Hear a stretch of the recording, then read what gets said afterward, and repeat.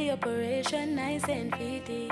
Roll one up, yeah, things it can get tricky. Napenda komedi na mziki. Kama ni mapenzi then baby, ulinifanyia nini? Cause I really wanna get time to get know ya. Like any time flies, Ntaku treat like I'm supposed to. If you just let me show ya, Ntakupa rest on my chest and my shoulders. I must have on my tele. I think him and I fell in love overnight there. Loving him since then. I must have on my tele. I think him and I fell in love overnight there. Loving him since then. Without you by my side, I swear I'm not able to face this thing called life. I feel I'm not stable. So you are my lifeline, my only power cable. Oh my amiable. Look at the stars shining so bright to get your attention. But we're so in love, so magical. I'll never love again. Believe it's planning a future now. And when we make love, you taking all the pain away. Oh Tina Timranade, universal love me ani chango atonde nate. Pokna yudo machalo kodi ale moni ani bende. Abide Lwanda ni Lwanda Miguel no. Okana go pain, okana podi. I must have fun my tele. I think she and I fell in love overnight. Wanted her since then. I must have fun my tele. I think she and I fell in love overnight. Wanted her since then. Without you by my side, I swear I'm not able to face this thing called life. I feel I'm not stable. So you are my lifeline, my only power cable. Oh my amiable. Without you by my side, I swear I'm not able to face this thing called life. I feel I'm not stable. So you are my lifeline, my only power cable. Oh my amiable.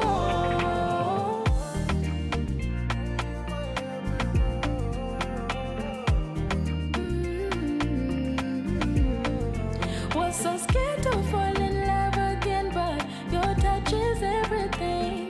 Niseni, siseme, when you're my everything. Scared to fall in love again, cause your touch is everything.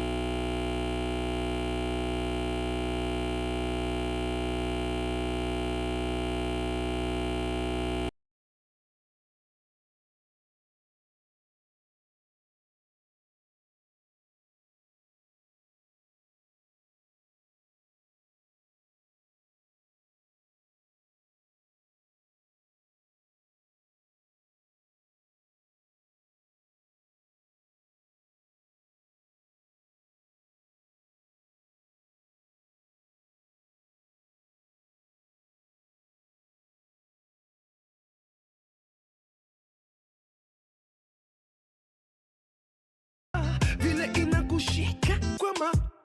Kwa kweli manzi umebarikiwa, ndio maana tunaimba hallelujah.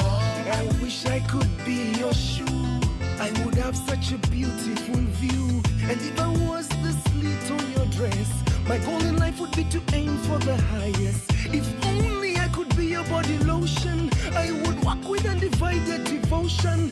Kila siku nakufikiria, ndio maana nasinzia nikikuwaza, nasinzia nikikuwaza. Miaka rudi miaka nenda, nasinzia nikikuwaza, nasinzia nikikuwaza, nasinzia nikikuwaza. Kila siku ya kalenda, nasinzia nikikuwaza. Chochote utafanya nitafuata, nitachora 8 ukichora 7. And I promise I will never be a player. You're my red card, no longer middle fielder. Be my wife and I'll be your bogey bender. And let no man try to lay asunder. Na wakijaribu kutulay asanda, Mungu moja nitawapiga ngeta. Na kama ungekuwa ngoma, ningependa kukuwa amplifier. I will amplify and equalizer, paka hata matiuta sitachuna. Nasinzia nikikuwaza, nasinzia nikikuwaza. Miaka rudi miaka nenda, nasinzia nikikuwaza, nasinzia nikikuwaza, nasinzia nikikuwaza. Kila siku ya kalenda, nasinzia nikikuwaza. This comes from the deepest part of my heart, the deepest part of my heart. This comes from the empty hole in my soul, the empty hole in my soul. This comes from the highest point of my spirit. If you know what I'm saying, then you will feel it. Feel it. This comes from the deepest part of my heart, the deepest part of my heart. This comes from the empty hole in my soul, the empty hole in my soul. This comes from the highest point of my spirit. If you know what I'm saying, then you will feel it. Feel it. Nasinzia nikikuwaza, nasinzia nikikuwaza. Miaka rudi miaka nenda, nasinzia nikikuwaza, nasinzia nikikuwaza, nasinzia nikikuwaza. Kila siku ya kalenda, nasinzia nikikuwaza, nasinzia nikikuwaza, nasinzia nikikuwaza. Miaka rudi miaka nenda, nasinzia nikikuwaza, nasinzia nikikuwaza, nasinzia nikikuwaza. Kila siku ya kalenda, nasinzia nikikuwaza.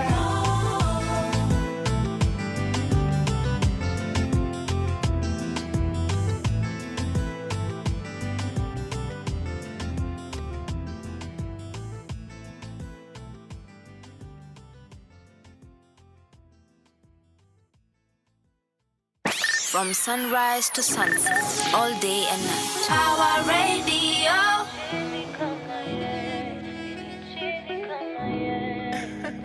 GL. Nani cheesy kama yeah.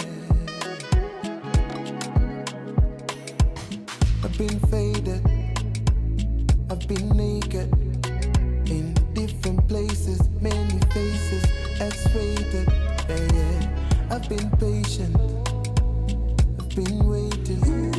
No other one that's come around can do the things you do. Who keep come around, we smoke a lot, Canadian pot, jeans and bomb. Catch a wine, dance bounce along, baby, bounce along. Wine and dine, made your mind, it's a clear sign that no other one that's come around can do the things you do. Nobody else can match my energy. Cheesy come yeah. Cheesy come yeah. We up all night and still we tryna be busy on the AM. Cheesy come yeah. Yeah.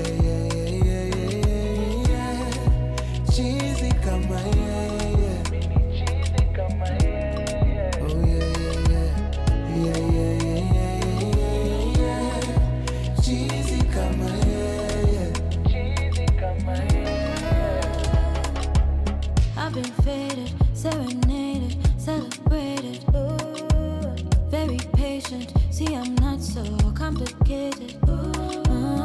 Ukakwama on my mind, your toes zetu zika-align. Moyo ukapiga sign, kisha uka-underline. Only free because you let me be. That's the love I want for me. Long time was so baridi. Can't deny the chemistry. Ukakwama on my mind. Tuka-align. Tuka-piga sign. Nobody else can match my energy. Cheesy kama yeah. Cheesy kama yeah. We up all night and still we tryna be busy on the AM. Cheesy kama yeah.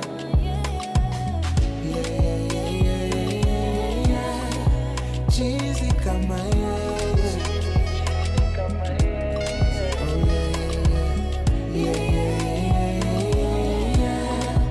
Cheesy kama yeah.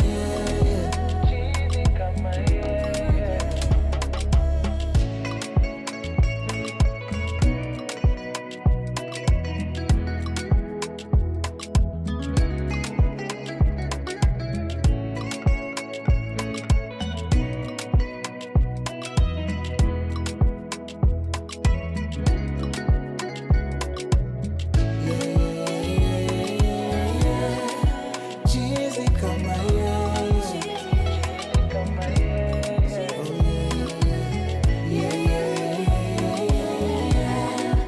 Cheesy kama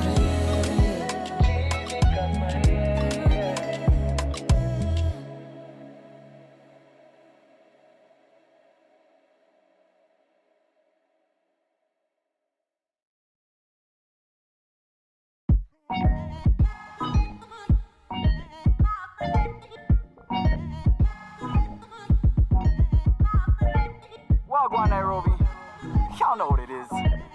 We've got 5 mics on the track. We're about to tell you who's taking over. Yeah, feel the heat when we come through Party Nation. Sexy people around me, Party Nation.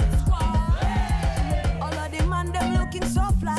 Sexy girl, them wiggle and wine. On your feet, boogie and grind. MDQ, baby girl, one time. Hivi si ufanyaga, si ndio show si upataga, si kwenye flow uko ndo uwaga, shampemo mpaka tunamwaga. Remember ukuni matanga, boss lady mimi ndo semanga, na wapanga muda na wachanga, mko nje mkisota mkimangamanga. Me J's on my feet, inyaga, ride on the beat. Tazama, I'm a hot tip, black bottle on the right. I see evuzwa na mama, yeah, my yeah. Avuzwa na ulimwengu, wacha tupatane padaye, mbeleni mtatufahamu. Hatutakoma, hatuchoki, kuwapikia tu matamu, mazuri twakupa kama kawaida, twazidi kutisha, hiskwani ya bala. Yeah, feel the heat when we come through Party Nation. Sexy people around me, Party Nation. All of them and them looking so fly. Sexy girl, them wiggle and wine. On your feet, boogie and grind. Cabra, let me hear you say. Ish bana, niko gauge sana, safi sana. Ati leo hakuna kulala, Fena Mayonde, Modoni drama queen, Blinky Bigago, you know kama kawaida it's typical. Confidential, bad man jump again, happy mention, squad up congregate. Confidential, bad man jump again, happy mention, squad up congregate. Yeah, feel the heat when we come through Party Nation. Sexy people around me, Party Nation. All of them and them looking so fly. Sexy girl, them wiggle and wine. On your feet, boogie and grind. Blicky bill, on the beat one time. Stack it some billy. I'm really tryna make a milli. Any track I kill it. And the girls they feel it. I really wanna get down low. Weak bit tough. vibe is back with the heat for sure. Dance floor lit with the beat I know. See the people out here side by side. People out here side by side. Vibe is right because we do it right. Right because we do it right. Getting there, so I will take my time. Never late, cause this is Kenyan time. Yeah. Okay. Now who taking over? Now who's taking over? The East taking over. The East taking over. Nairobi taking over. Nairobi taking over. Squad taking over. Squad taking over.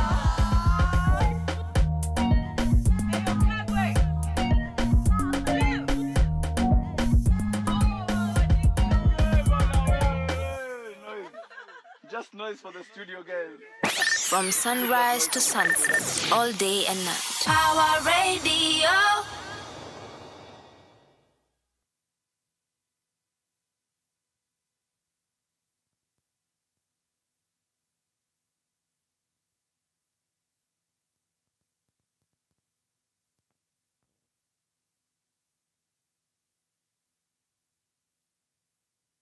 Welcome officially to the Friday edition. I'm super excited to get into I'm super excited to get in the show running because of, it's Friday, as I said, and it's a feel-good Friday, so definitely there's every reason to celebrate for sure. Okay, so you know the drill, you know how we do it right here on Friday.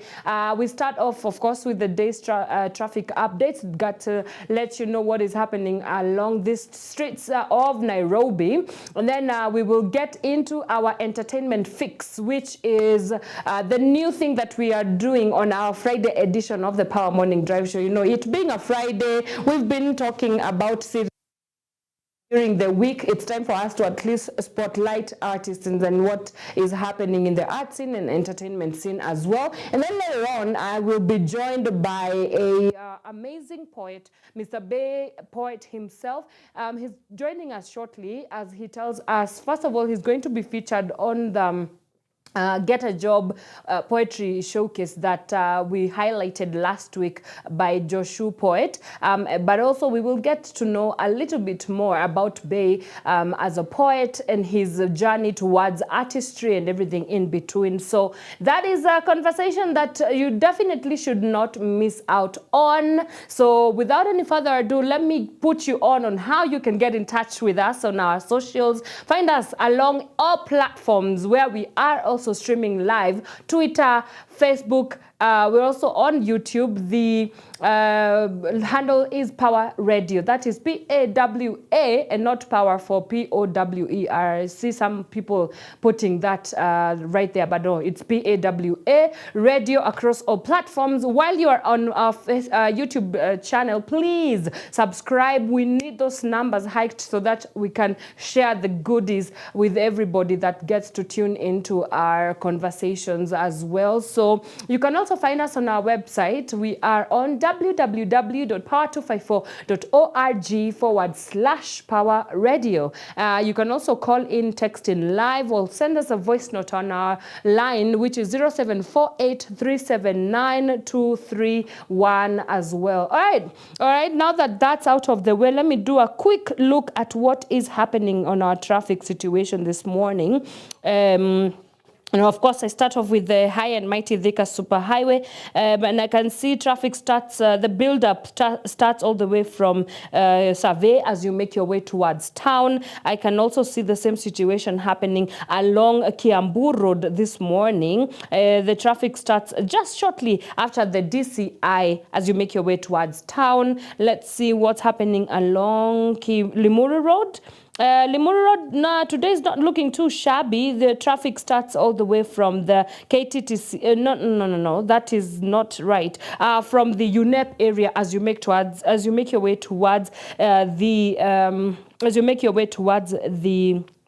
Karura Forest. Lower Kabete Road is absolutely chaos this morning. Please, if you can avoid that road, please do. There's a little accident along that road, and which is making the snarl up even more crazier than usually is. It's starting just as you leave Lower Kabete the stage. So it's madness this morning. Let me see what's happening along Mombasa Road. Mombasa Road, not looking too bad. There's just a little bit of a snarl up as you make your way just from Capital Center, but it's not looking too bad this morning. Ngong Road is, however, looking very busy as you make your way from the Junction Mall, as you make your way towards the Adams Arcade area. The Eastern Bypass, as you make your way towards the Cabanas bus stop, is absolutely bumper to bumper as well. And that leads us to the end of our traffic updates this morning. Let me take a quick breather. When I come back, I will be joined by my guest, and we are going to be getting into our entertainment news fix as well, and also just segue right into our conversations with him this morning. So do keep it Power Radio. See you in a bit. From sunrise to sunset, all day and night. Power Radio.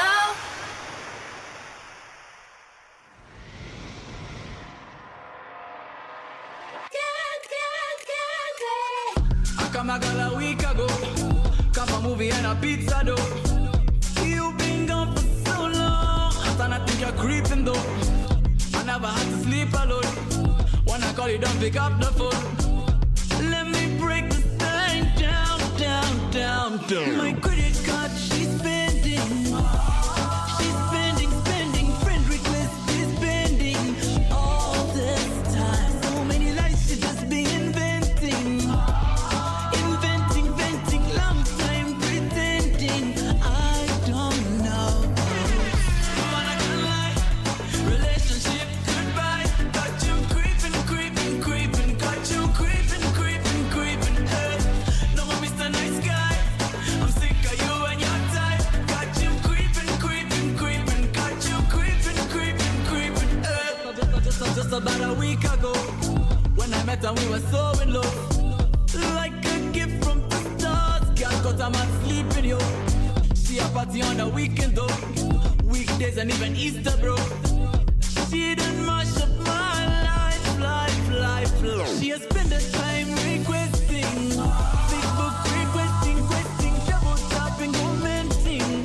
Oh my Lord, she a creeping up with my best friend. With my best friend, man crying and stressing. I don't know how. Man, I can't lie. Relationship goodbye. Got you creeping, creeping, creeping. Got you creeping, creeping, creeping. Hey, no more Mr. Nice Guy. I'm sick of you and your type. Got you creeping, creeping, creeping. Got you creeping, creeping, creeping. Hey, siku hizi misinanga time. Zama den die yani panga line. Kazi yangu ni kumanga life. Na nikipata wife si kama wewe yani pata knife. Cheki vile nime underline. Venye lilikupata ukiwa underline. Baby, it's not what it looks like. I see you trying to get ahead in life is what it looks like. I ain't even mad though.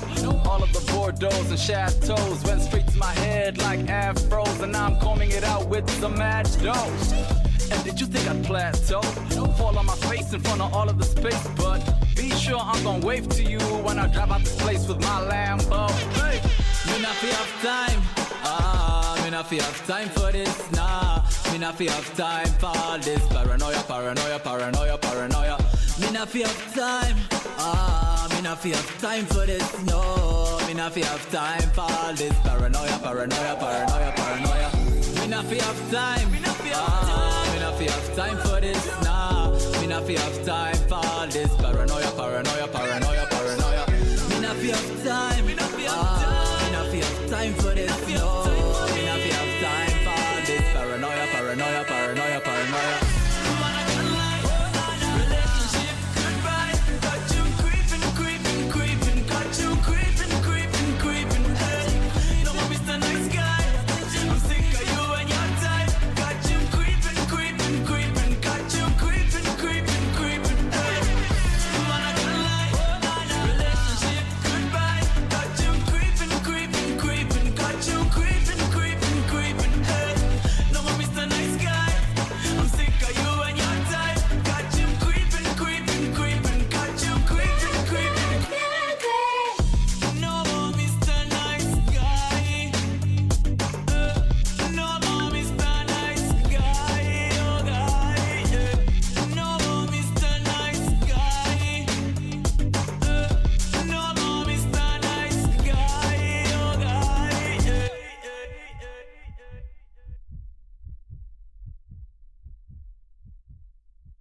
From sunrise to sunset, all day and night. Power Radio. Classic music. Nobody loves you the way that I do. Nobody can love you the way that I do, yeah.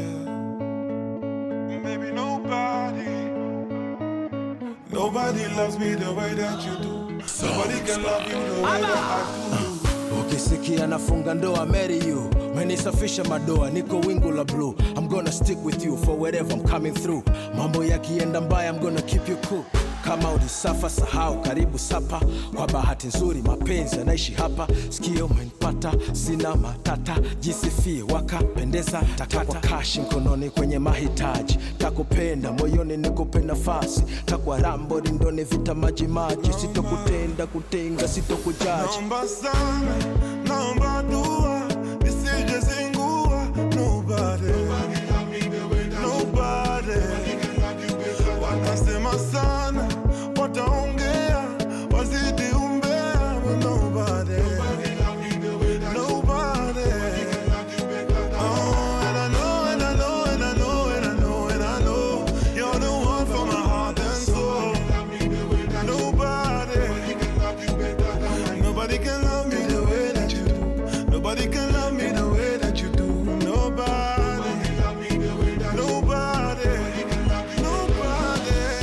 Nobody love me the way that you do. Nobody can love you better than I do. Nobody shows me the way that you do. Nobody do me the thing that you do. Maujanja, nampa, mauninja kumfu. Anaruka, nainuka, nanguka pu. Nanipa, winja, warren tu. Honey, sugar, ginger, my boo. Sauti akiongea tu mashallah. Mguu akitembea mwendo billions. Dala kama kajiongezea shape. Bala, kajipendelea mpaka kara. Sauti akiongea tu mashallah. Mguu akitembea mwendo billions. Dala akikusogelea bala. Sasa akikuchekea du. Naomba sana, naomba dua, nisije zingua. Nobody. Watasema sana, wataongea, wazidi umbea. But nobody. Oh, and I know you're the one for my heart and soul.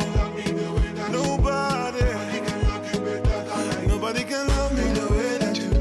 Nobody can love me the way that you do. Nobody love me the way that you do. Nobody can love you better than I do.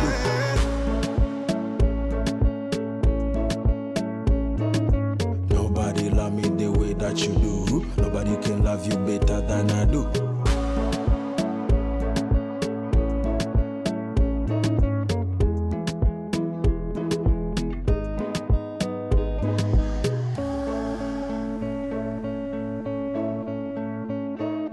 Nobody loves you the way that I do. Nobody can love you the way that I do. Your kind of music, all day, all night, right here on your only station, Power Radio. Welcome back, ladies and gentlemen, boys and girls. This is the Power Morning Drive Show. I'm your host, Wanyoike, and that is BN right there with Nobody alongside Barasa. It's playing right, Darasa. It's playing right here on Power Radio, where you're tuning in Power Up. And as promised, I did tell you that my guest is already with me in studio. We are getting excited. We are getting ready, rather, to have an exciting conversation about his journey into poetry and artistry as well. We'll get to know a little bit better about who he is. But before we do that, let's get into what has been making the entertainment rounds, or rather some of the big events that have been happening within this past week. And of course, the first one is there is a lady who has a lot of things to say about the behavior of Kenyans online, and we are going to just go and listen into her rant about what she took to social media this past week to warn the world about getting at crossfires with Kenyans online. It's something that you do not want to get yourself into. Let's take a listen, and then we will come back and discuss a little bit later. My name is Pawa, and I want to create a support group for those who have been attacked by Kenyans online. As somebody who has been attacked by Kenyans for coming up to 2 years, I think I can have really good advice for someone who is going through the same thing as me. because I think it's broken down into 4 stages. There are stages to getting attacked by Kenyans online. The first stage is when they gather. As soon as you post something and you see a Kenyan person say, "Kenyans, gather here, let's chat," just know that you are going to be in for a journey. Kenyans are actually recruiting other Kenyans to gather back up to start kind of mobilizing in your comment section. So just know that this is not a safe time. Stage 2 is when Kenyan people switch into speaking Swahili.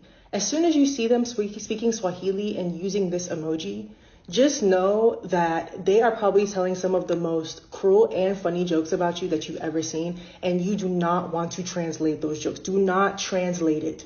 I would suggest that this is the time to maybe start looking for a therapist or a support group in your area. Stage 3 is when they tell you what they did to their own president. When you find out that Kenyans were able to take down their president online, just know that there is no protective service that can save you in this situation. I would suggest going into hiding or being in spaces where there are not a lot of Kenyans. But they're actually everywhere. I found someone who came up to me in Atlanta in the club. So they're really everywhere. I would just advise staying inside and really reflecting on your life. Stage 4 is acceptance. And by acceptance, I mean accepting the fact that you will never ever see freedom again in your life. They will always be contacting you and telling jokes about you for a long time. Even with your apologies, if you don't apologize correctly, just know that it's not good enough. You gotta apologize correctly with Kenyans. And by apologize, I mean you gotta get on all 4 prayer hands. You need to start fasting, praying, seeing a spiritual leader, a spiritual doctor. This is the time for you to really start having strong prayers on your side. But whatever you do, the advice I would tell to you if you're getting attacked by Kenyans online, do not fight back. Do not fight back. They mobilize very quickly. You're not gonna win, honey. Do not fight a Kenyan online. If I had an option of fighting a lion or fighting a Kenyan on Twitter, I'm gonna pick the lion every time. At least the lion and I can sleep together, and at least it's gonna be quick. With a Kenyan, I am coming up to 2 years, guys, of getting messages every day. But it's also been a really nice process of feeling connected to a part of the internet. So if y'all want to have a support group to kind of gather and talk about it, I'm here. All right, that is that lady. Her name is Mayona there, with a 4-stage sort of rant on how to kind of deal and navigate cyberbullying. And of course, this is a funny thing that gets somebody, by the time somebody is going online and ranting about it, it means that they've had the brunt of it, but we're not trying to in any way sort of normalize or I guess make cyberbullying a small thing, trivialize it. But I wonder first, what do you make of this whole entire thing?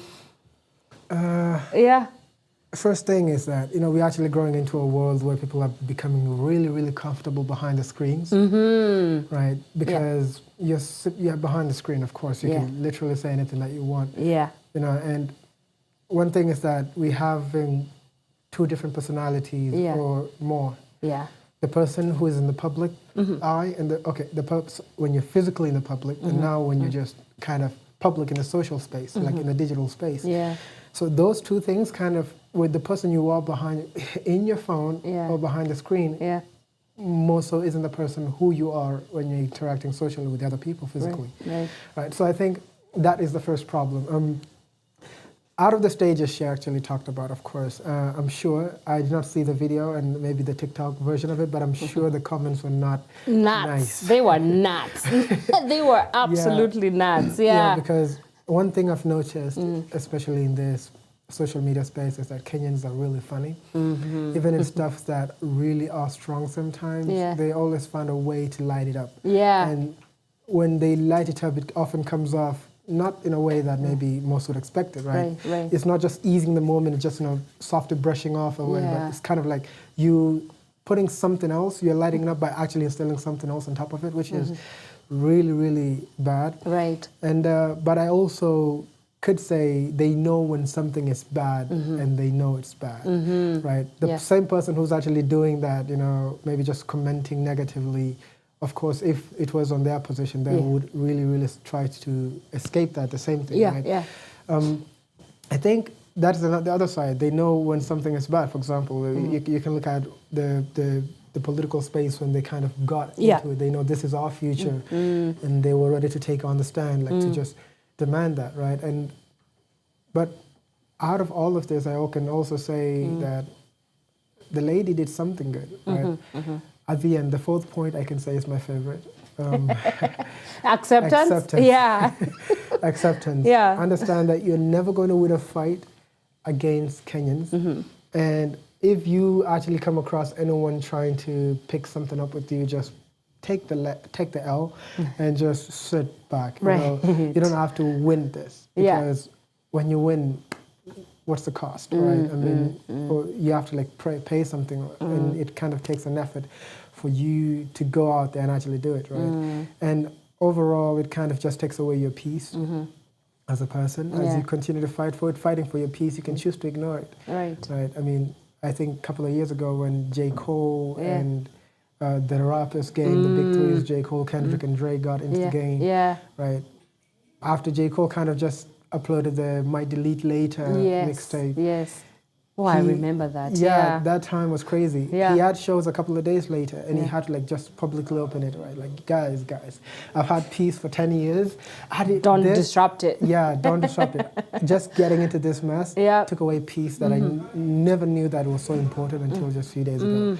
And that is the same thing. Some battles are not worth fighting. Right. I think that's one thing. She would have led with the first point. The fourth point, she would have led with it, I think. That's how I think she would have led with it as well. Right. I mean, yeah, for sure.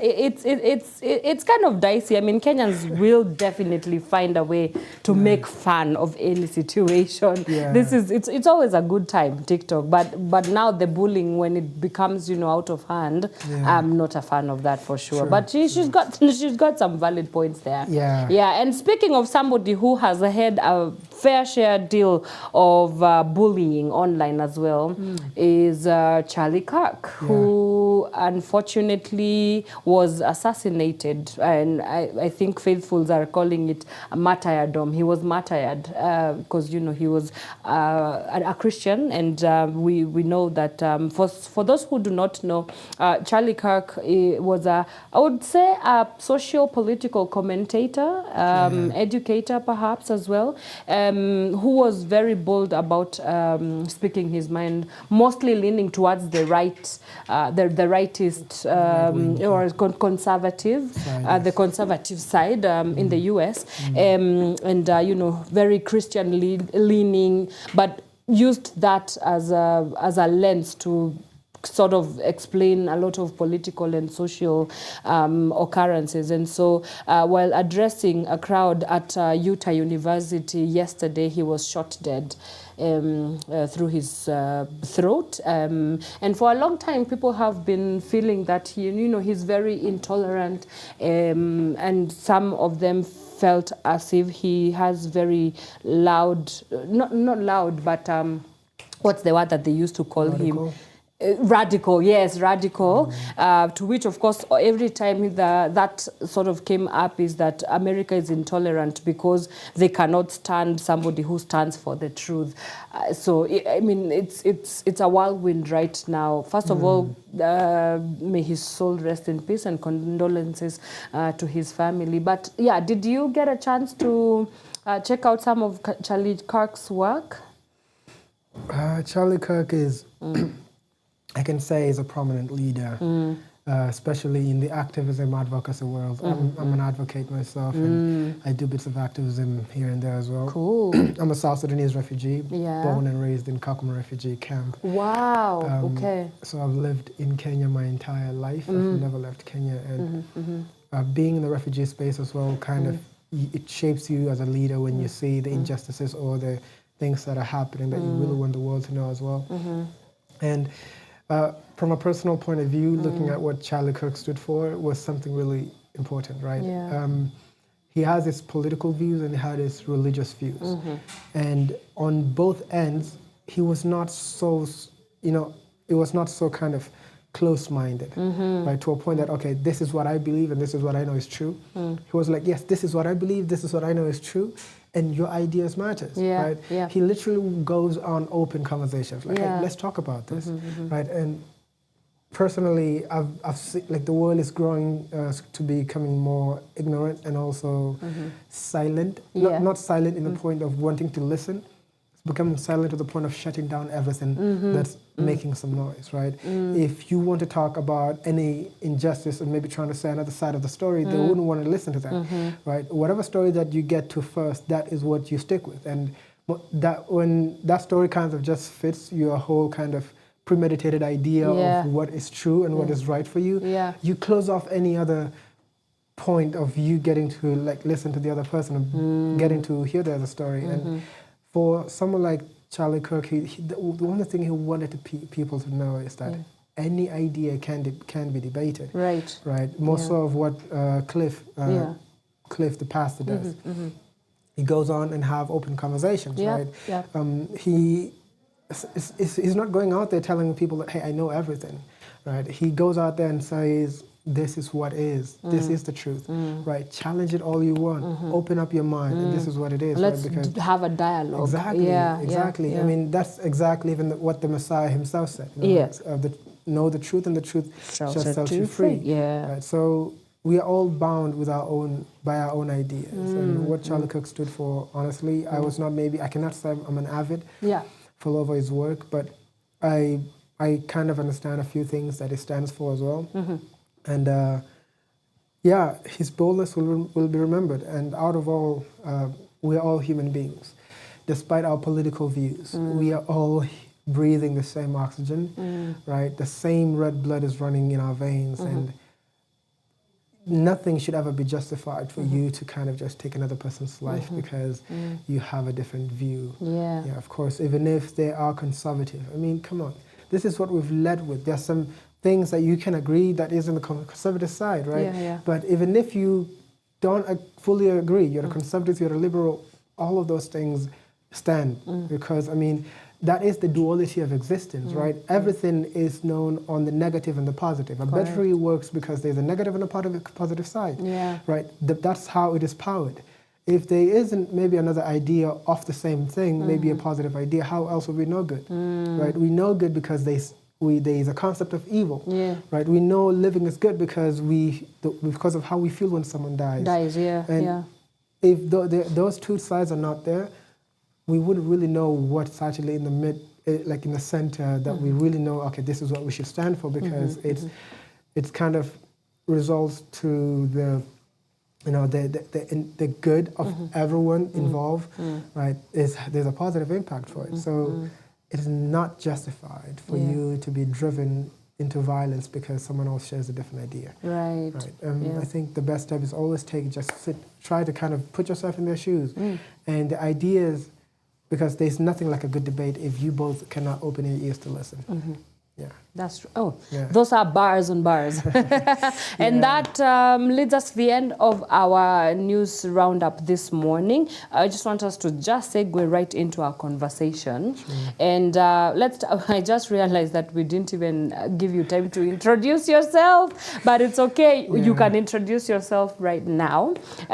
Just talk to us a little bit about who Bay is, and if somebody needed to know what you are about, what would you say to make somebody understand what you're about? That is a very interesting question, I can say most of the time. Definitely. My name is Bay Mamouche.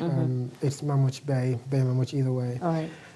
But Mamouche kind of becomes a little bit of a tough. Sorry. That's an alarm, I forgot it. It's okay. Mamouche kind of becomes a hard name for people sometimes to pronounce. Mamouche? Mamuch. Okay. Just choose to go with, the informal Bay. I was born and raised in Kakuma refugee camp. It's in the northwestern part of Kenya, in Turkana County. So I've lived there most of my life, and I've also lived in Kenya my entire life. I come to Nairobi for studies and go back and everything. That's where home is. I stepped into poetry industry not poetry industry. When I say that, it's kind of like sounds big, but in the creative industry. So I'm more of a writing poet, and Okay. I do writing most of the time. I do write fiction and everything. And I recently stepped into the spoken word sector of things and kind of just wanted to experiment how this was.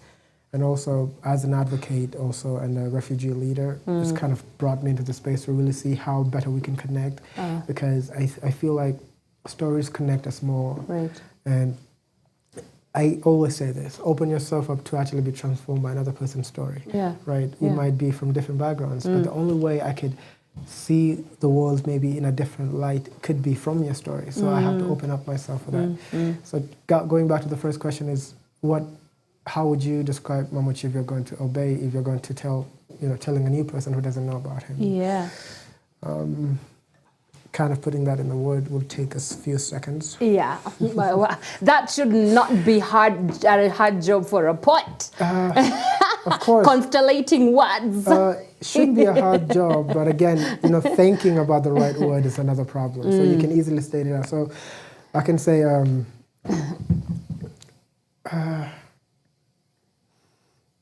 let me use my corporate tagline for now. A refugee passionate about accessibility and innovation, and also really believes in the good of this world and what everyone can contribute. Right? Everyone matters, so it's the person that contributes to that. And in most of my work as a poet as well is try to experiment and explore different experiences from different people. Right? My poetry is kind of just connecting, or maybe connecting diverse people with a certain different experiences. Yeah. Most of the work that I do is not from me. Yeah. Right. I choose to kind of just let it come to me and get it out from me, but not necessarily about me. It's more so when you read it, or maybe when you listen to it, it's you seeing someone else. Yeah. Maybe a little bit a taste of you, or maybe a taste of someone else, and it kind of just connects you with a different experience that you've never had. Yeah. And I think that's just the interconnectedness in the creative space. I think that's what I would describe Bay as. Someone who advocates for that. I love that. I mean, you've brought up very many aspects that I would love to have a follow-up conversation about. The one that has struck me, do you say strike me? The most is you grew up as a refugee in the Kakuma refugee camp. Yeah. And do you, maybe to kind of get us understanding, because I don't think I've ever met any refugee in my life, actually. It should be the first one. Yeah. Congratulations. What do you mean? We shouldn't even be having a conversation about refugees existing in this world as it is. Yeah. But okay, I think we will talk about the political and social systemic injustices that lead to this thing. But your experiences growing up in a refugee camp, how did that shape your sort of entry towards poetry? We'll talk about that. But before we even talk about your entry into poetry, just how was it like growing up in a refugee camp? And obviously, as a person, somebody can tell that imagination is something that you grew up fast into. You became imaginative, and you were aware of what was happening around you even at a tender age. Yeah. So how has that shaped the Bay that we see today? That's a very good question. And most of the time, the way I shape this, I start this answer is, I've never been to my home country, South Sudan. Yeah, and, okay. Do you yearn to go there? Yes. Okay. I really, really want to go there. Okay. So growing up as a refugee, because if you're born in a refugee camp, there are two things that you might be missing, or maybe one, and then we get to the other part. The first is you miss the first-hand experience of fleeing your home, right? So when you grow up and you are born into a refugee camp, that is the only home you know. Yeah. So even if you wouldn't be missing anything, because this is my life now, right? But as you grow up, you start to realize all these different stories around you. There's different stories that are surrounding you, right? Sorry. So when you kind of listen to the story of your mom, listen to the story of your uncles, or maybe the friends that you're actually with in the refugee camps. And then you realize, oh, you're not all born here, so this is not our home. And then you actually came from this place, I actually came from this place. So you start to realize, oh, we all just came to one place, and then you start to understand that it's because of one cause. Either there was war, or other political instabilities that happened that led them there. So that is one thing that you're missing. The pre-refugee experience, right? You don't have that, right? So you just hear about it, and most of the time it's quite hard to connect with a person who has kind of just been in that trauma to leave their home, right? For you now, you're trying to understand, like, how was it, right? And I think that's how life has been for me personally, is seeking to understand and deeply understand how was it. And I think for most of the refugee friends that I have right now, even my lead mentors in this, poetry space, one of my really, really good brothers is a renowned poet in Kenya. His name is Poet K2. He's actually known as the only brown South Sudanese in Kenya so far. Okay. Right? The only brown South Sudanese in Kenya? Yeah. Wait until you see him, and then... Okay, then it will make sense. Will it? Now I'll have to go and Google a photo. Yeah, you have to go. He makes this funny joke. Okay. He kind of dubs himself as a Kiwi ambassador. As a Kiwi ambassador. So I see where this is going. You see now? I see where this is going. He kind of just channeled that into something powerful. So getting close to people like him and many others as well in the creative space, when you listen to their stories and you realize, okay, what have I've been missing a lot, right? Yeah. And I'm going to say this, it's not good. But you'd also wish at some point that, man, I wish I had a similar experience at least to talk about, right? I mean, everyone has kind of like a definitive factor, or maybe a definitive storyline that kind of makes them a refugee. Yeah. You are a refugee, just born a refugee, right? Nothing, it's only your father and your mother's story. You know. That's all you know. Yeah, right? yeah. But these other people had a different story where they came in, and you're like, okay, because you don't know anything. And if you would be at some point, there are two ways to look at this. It's really paradoxical, because you might be as lucky because you've not had the experience. Yeah. And you personally, they would say you're lucky because you've not had the experience. The second part is, I've missed out, right? I don't even know what it truly means to be a refugee. It's like you have to earn that identity now as you grow up. Right. It's a really different way to look at this. Yeah. Even for my fellow refugees who are listening, or maybe who are watching, it's a really different way to look at this. But that is from a perspective of a person who's grown as a refugee. But then as you grow up, you see the different reality. Now, when you start to understand, you'll be like, it's not your past experiences that define who you are. Yeah. You're actually already defined, and there are certain things that are actually limiting you to actually, getting certain access to certain opportunities or certain, just privileges. Yeah. So growing up in a refugee camp would mean you have, education. It's just their education. It's average, you can say that. Of course, the work comes from you, the dedication. You put yourself into it, you get something good, you can do it, right? Yeah. But then comes also to the, social economic sector, like trying to make it out now, right? For most of the refugees, you know that I'm never going back to my country. High chances that. Yes. So it's either make it in this country or somewhere else. Yeah. But then that changes. I'm going to talk on two points, perspective, right? Yeah. Point of views. The first is for a refugee student. After you're done, let's say you do not get a good scholarship. The only thing you look at right now is because you have a family that's looking at you. And once you're done with Form 4, that is, you have to step into the jobs, employment sector immediately to try, sustain the family back home. That is the first part. If you do so well, fortunate enough, and get a scholarship, then you're good. You get out of this place. Right, so those are the two things that refugees are fighting for. Right. And if you are maybe a youth, and then you get into also after the education, and you maybe will not be pursuing academia further, you kind of just find opportunities to start a business and then start that as well. But again, it was only until recently that opportunity was granted by the government of Kenya. Right. So growing up would be limited. You realize that, you are given certain things, but certain things you can't. If I'm applying for the same job with the national, the odds of me never getting that job are very high, right? The nationals would definitely get that job, right? Yeah. And a simple explanation, Right. why, right? Even if you have same level of skill, Yeah. they'll be like, yeah, you know, you are being supported by the UNSCR, right? I mean, this person is actually really, will be depending on this, right? So there's that idea of what UN does, and it became so prevalent even in, you know, the informal Kenyan spaces that, you know, refugees are very rich. These people are being paid In dollars. Yeah.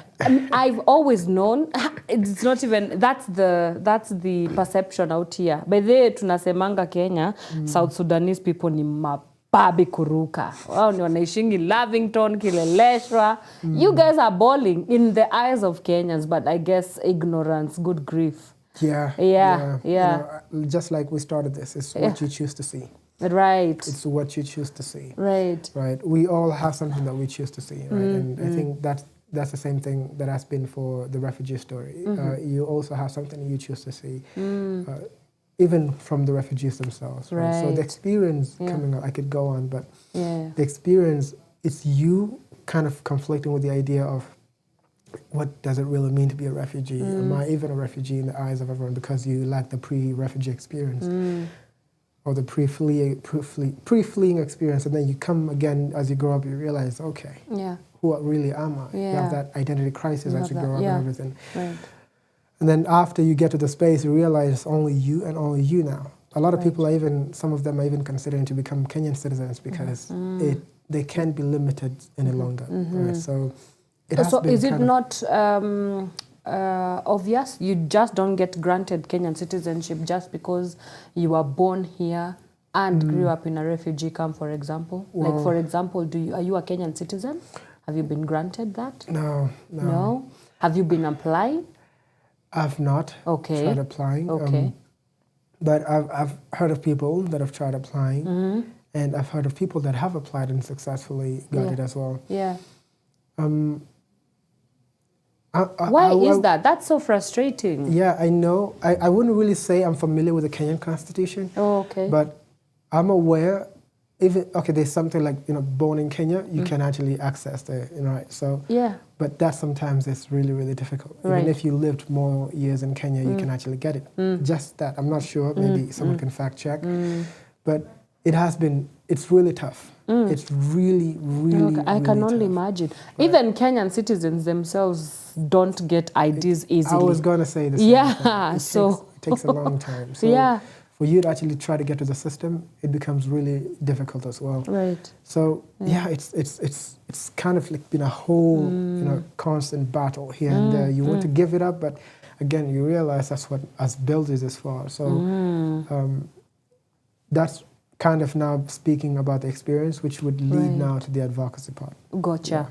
And so the advocacy now, how did you find poetry, or how did poetry find you, you know, growing up in the adversities that you have just very well articulated? I can only imagine poetry sort of gave you a sense of home in a way, because I was thinking about it right now, and you're like, oh, you know, growing up as a refugee, I thought about the many ways I feel like a refugee, and not to cosplay your experience for sure. True. I think you've said rightfully so that some of us also do feel there's certain aspects of me that feels like a refugee because it doesn't feel like home. I don't know whether you get the point that I'm trying to drive at. So yeah, how now did poetry, you stumbling upon this wild imaginative side of you that, you know, sort of creates words and expresses experiences through words, through poetry.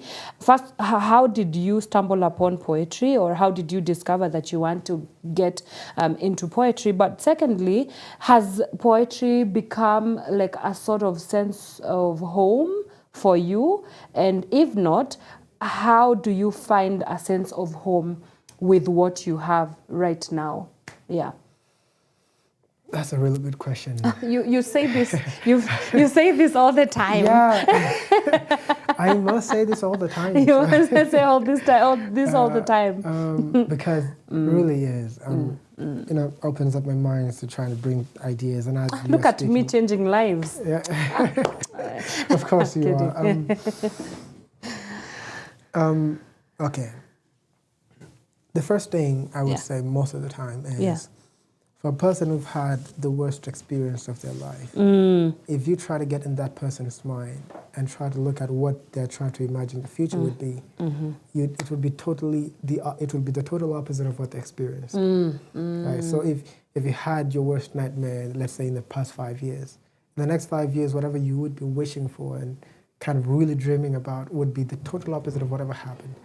And now, think of it, for a person who've had maybe such experiences of fleeing war and seeing their countries destroyed, what is that future do you think they imagine? Like kind of that gives you a bit of an idea of what world they would really, really want to be in, right? To kind of just now transition into that. And for me, getting into poetry, I think I got into this, I don't know, it's just vague, right? I remember the first time kind of just making lines out of my head was when I was around 6 years old, right? And that was a very long time ago. And I was going back to Kakuma, I think, and then when I was going, it was like we stuck on a bus, but our bus crashed. I just sitting in a window, started saying some things. I can't remember fully the lines, but that's where I kind of maybe knew that, well, I can actually make up something and just say it, right? I did not know really poetry existed or something. But as I grew up as well, I kind of realized, okay, there's a way you can put words and kind of just express something that cannot be fully expressed in kind of just in the standard English or maybe in the standard language. And that's how it has been. But I really got into poetry when I was in high school a couple of years ago, and it was in a boarding school, and that's when I wrote my first poem. Right? It was just kind of, you know, just some bits and everything. It wasn't that good, I can say. I wouldn't really share it publicly anyway. So yeah, but I would. The first person who saw what I could do was a really good friend of mine, and that's how poetry has been. And I've been writing even more often. Like I would go on most of the time and just, I don't kind of, it just comes to me, I would say, right? I don't sit down and think, right? And you're a vessel. You're a vessel that you channel it. Yes, yes. Yeah. I don't want to sit and be kind of like take it for myself, right? Honestly, trust me, the hardest thing I could ever do is write something about me. Why is that? I don't know. It's just that, right? Yeah. So if it, you would find this in most of maybe, it's not because a lot of artists do that as well. No. I think it's something that I can relate to because you find that most of the artists out here also have the same problem, right? The people that actually effectively know how to really communicate theirs, they're like, it takes them a really long time to get there, right? If you look at most of these movie filmmakers, the scriptwriters, the storytellers out there, if you read the great movies they make, you'd be like, okay, this actually was not the shape of the story. The story was shaped by my kind of what I experienced, but then I had to create a character to go through it, a great character to connect with that. Now that's the character you see, you won't see me. Right, so it kind of evolves into that. But I found more purpose, like I found more calling into what I can say about others, right? I wrote a really extensive long poem, the longest poem ever. It was titled The Covet of Our Wisdom, right? It was just a random title. I didn't know what I was going to write about, but the covet of a wisdom is like kind of just, it's like like a wisdom of a lady that's being coveted. But now when you explore that story, you explore a story of a young girl like giving out, and then maybe she goes into this new world where she's told not to strut heads high and kind of just get to like just looking into impressing, but now not in the sight like we know in the modern era. And then it goes on to this like just really huge battle about her fighting herself, the identity and existential crisis as well. And then evolving into something really just big, because now the wisdom that we talked about here is not the wisdom of the mind. There's a different wisdom. Yes. Right? Yes. So the wisdom kind of is something. So that is what was being coveted. And I did not know where that story came from, honestly. Right? I just sat there for a couple of hours and just wrote as it was coming out. And I felt more, okay, this is something, right? And then that's how it came, right? Just coming in. And now to come to the question about the refugee, if has poetry actually made this a home for me? Honestly, yeah. The first time I wrote poetry on displacement, it was, I think, 2 years ago, around 2023, and that was how it was received, like really, really great, right? It had a great reception because it kind of was exploring story in 3 parts. The first part, like the past, and then the present, and now the future, right? Kind of taking on the stories that I've heard ever since I've been growing up, and then talking about the present and now talking about the future of the refugees, and realizing how that was received also kind of made me, okay, this is something we can do, right? This is something that we can explore together and actually share with the world. Yeah. And telling stories has become what makes me feel home for me, right? If I could tell a story that could connect with more than just me, right? Because the story comes first, and the first person connects with it. It's me, and then I would be so selfish to just keep it to myself, and it just comes out because anyway, it's not about me, right? So about someone maybe existing in a different world and just coming in. So that's why I've been writing more, and I think I also had a different piece just recently as well at a Rafinki open mic, and it was also really greatly received as well. You know, telling the story of displacement, right? Talking about the refugee experience, but by not mentioning the word refugee. Right. Like it's that's kind of interesting. Yeah. It's just exploring through a dialogue kind of part, and then you realize, okay, these people are, you know, so yeah, I think that is what has made me kind of just really sit with it, because every time I sit and really think, let me write about this, right? I just wait for the first thing that comes and build on that. I think that is what I've made it really, really, you know, it felt really good to be in this poet space and poetry space, because you don't know what's going to come through you next. Right. And that leaves you opening, like looking to the universe, hey, what do you have for me? What do you have for me now? yeah, exactly. Right. So it's a constant journey, and I think I wouldn't want to have anything else than this. That's cool. So do you still go back to the refugee camp? Yeah, my family's there. Your family is there. I have to go back. That is home for That's me. home for you. Yeah. Got it. So when you doing your interactions and rounds in Nairobi, what are some of the perceptions that people have of you as a refugee? Yeah. First of all, they are always in awe, and I wish I was a refugee. They say Some, say that they wish they were a refugee. Yeah. Why? Because of whatever good that comes with being a refugee. Which is? You know, the international support. Okay. But again, you choose to see whatever you see. Yeah. And most of the time, it's not you just choosing, but you not choosing to stick to whatever is actually faced in front of you. I can come and tell you an information that is not true, but if you choose to believe me, that's what you choose to believe. If you won't go the extra mile to try to find out, is this really true? You won't really know the other side of the story. The same thing with the refugee experience. Right. It's only when a person has grown to a certain level to understand who a refugee really is. Yeah. That's the way, like, damn, man. Right? It's a lot. This is a lot, right? Yeah. A friend of mine was sharing an experience when he was like talking to a friend. He was like, you know, I'm a refugee from Uganda. I was like, oh, I'm so sorry. He started like kind of just pitying, and we can call it sympathy. Yeah. In a really kind of, not in a good way, because it's like you lost someone, right? You've been through tough experiences. Like, I'm so sorry, man. So there's this idea like, it's either you're lucky, or you're either the unluckiest person in the room. There's always those two extremes. Those two extremes. Yeah. So the first extreme is that because they lack understanding. And the second extreme is the same. Until the brother was like, hey, come on, chill. Take a chill. Hey, I'm okay. I'm fine. I'm okay. Like, actually, we are thriving. We are good. You know, we're just in a different country. That's it. We are thriving. Just good. So that is one. And there's the other one. Yeah. Oh, yeah. Of course. Come on. We are still just like you. Right. We are not, you know, too much of maybe on the bed of being spoon-fed or anything. Right. We're still on the ground. We are grinding just like you are. Gotcha. Right? We're trying to get it good. Right. And trying to make it like just like you. Those are the two kind of middle grounds that we want to sit. And the perceptions are prevalent. You know, even with the recent government launch of like in an integration plan known as Sharika plan. Yeah. people are like, yeah, finally, right? And then these people will be stop begging the nations right now. That's one thing. And then now there's also this other idea. Okay. We already have millions of unemployed Kenyans. What are you saying that you're integrating the refugees again?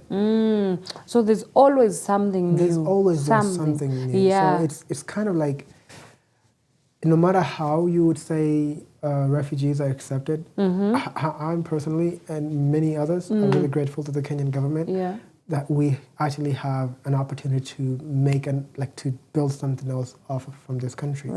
Right. But again, you can't deny whatever's happening on the around you. Right. So there are always different ideas. People would want you to stay where you are, and people who really want you to just stop listening about you and just become normal, just like everyone else, because you are too prioritized or something like that. You're making the news so much. Yeah. I think those are the perceptions. Okay. Those are the perceptions that come with that. And as a refugee in the space as well, most of the time we're trying to educate our fellow friends, like, hey, this is what the thing is, right? And we do that most of the time in many ways. And one of the ways we do this is by inviting them in refugee spaces, refugee events, right? Or a refugee-led event, right? We'll be like, hey, we're having a show coming in. Yeah. You want to join? Come and see? And then when they come, they lean in close to really listen about that and listen to the experiences. I was really happy. I organized an event, I think, to commemorate the World Refugee Month, July. It happened in June, and I did the show on just a small gathering of friends on July 1st, July 2nd. Yeah, so what we did is just a refugee storytelling night. It was very simple. You just have the refugee story shared. You have a film, a refugee-made short film, just screened, and then you'd have a panel discussion on creative economy for refugees, because one of the key questions as a poet as well, and as a creative, as an artist, is making it in the creative economy in Kenya. In Kenya, as a refugee. As a refugee. Talk to us about that. Yeah, sure. So when me and the really beautiful team came through with this, and like, hey, let's just have a discussion. It's just 3 hours, right? 2-3 hours, and we can have a panel discussion on creative economy. And then what do? We bring in creatives who are making it in this space, right? So now it was not addressing the creative economy in the Kenyan perspective. It was addressing the Kenyan creative economy on the refugee perspective. Hey, this is actually working out. Give us your hand. We're going to pull you in here. So that's how it is, right? So we want to kind of share this idea. Refugees, when you have the right drive, you can really make it, because, like I mentioned, I have a really good friend, the poet himself, and many others are doing great in this creative economy space. But it's still not that good. Yeah. But the more people that come in, it kind of create that community that makes it easy, that makes it hard for you to be ignored. So beyond just platforms for performance, what do you think needs to be done, especially for creatives who are from refugee camps? Because I feel like that's a different ballgame altogether. We already have a conversation about just even as Kenyan citizens, just making it, palatable for Kenyan creatives, and it has been an ongoing, distasteful conversation. I think for refugees, it's even more complicated. But what can be done? You said platforms, beyond platforms. Beyond platforms. I'm trying to think about policies, but that would really play into place here, because even if we have policies, platforms really drive the creative space. Yeah. Right? If we talk beyond the platforms, I'm not being short-sighted here, I hope I am. Beyond platforms, there wouldn't be really any other place to push the refugee work. Okay. Because that is a key thing that is needed. Right? If you have a refugee film, you really need an audience for that film to be screened. I was talking to you about this the event that we did. The film that we screened, it was only screened in a refugee camp. It was never screened beyond that. And when we brought in the director, he did this 13 years ago. And he was really honored, and he really was grateful for the opportunity to really get to talk about his movie, because after he did it, it went out of the world and he never really talked about it. Right? And that's how it was when you gave the platform for him to speak about the story. It connected with so many people, and I think, actually, there were less refugees in that, right? If you look at the proportion of the refugees and the host people that actually came in, it was really, really kind of really interesting because more people came to listen, right? And the way the director spoke about it, it was like, this is what we need, man. This is what we need. We need to really talk about this. We need such spaces, right? And they really proposed that we should have this more often. Let's have this discussion. Let's bring them to the table. Because now the people who attended that would really follow through. Like, yo, these people are actually doing great. Someone released this thing, right? So beyond platforms, I don't see anything, because if I look at policies, okay, are we going to have refugee movie fund or refugee creators fund? Is that something that can happen? Well, if that's something that can happen, that could be actually brought into an exploration. Let's work on it, right? The refugees have, there's an organization known as Filmade Kenya is working with refugees, right? So, but honestly, I'm just going to say on the other side of things, but that it's actually been quite slow, right? It's trying to make its way, but it's kind of bringing the space. There was a time that was really good, right? Even it gave the director a chance, but now it's kind of really going slow. So I think platforms are what we need most, right? Beyond platforms, we can lean little, just so little, and the policies are not something that are really kind of effective so much in the refugee spaces, right? Because if you look at the policies that would be made right now, no one would really focus on the creatives part of it. It's just more of the livelihood, socio-economic parts of things, just like the plan that we had recently initiated. So it's just that mostly. It's just that mostly. Okay, well, I hear you. Now to segue into Get a Job. First of all, that is a political show. But before we segue, do you want to take us into a break with a piece, and then we can come back and talk about Get a Job and your involvement in Get a Job? Yeah, sure. Take it away. I think this is your camera. Okay. Yes. To be happy. When we were kids, no one would really ask you to define or describe it. It existed, it lived in us, existing in its purest form. It never hid itself. It came out crushing into every little moment. Was it in monthly morning candies, the first sip of hot porridge, curiosity while skimming on a school's textbook about the world, walking home with confidence and the sure protection from the moon because there's always after you? Or the peace and the candid friendship with a constellation of stars. It's always been there. It's always been there. Even when we get the beatings of our lives, we're at the end of the day tucked in bed. Well, sometimes metaphorically, but still. What happened to the simple act of being happy? Its innocence and simple truth. What have we done to the poor thing? We've refined it too much, we've refined it too much that to us it has become unfamiliar, pursuing endless efforts on what's been always after you, next to you, sometimes even close to you, like a shadow casted before you that has said you won't reach, but it will come to you if you stand still. It's always with you. And you don't have to default time because it has never been more true. Look around. Even the bittersweet smiles and dry kisses on cheeks or foreheads can take us 1,000 miles. A journey that will live in our minds. Because it's these tiny bits of affection, tiny acts of affections that truly define what we hold inside. What we hold inside. Thank you. All right, that's going to take us to a quick break. When we come back, we get into Get a Job, the poetry experience that Bay is part of, and we are going to be hearing from him why you should make your way to the Get a Job experience on the 21st of September. Keep it Power Radio. From sunrise to sunset, all day and night. Power Radio.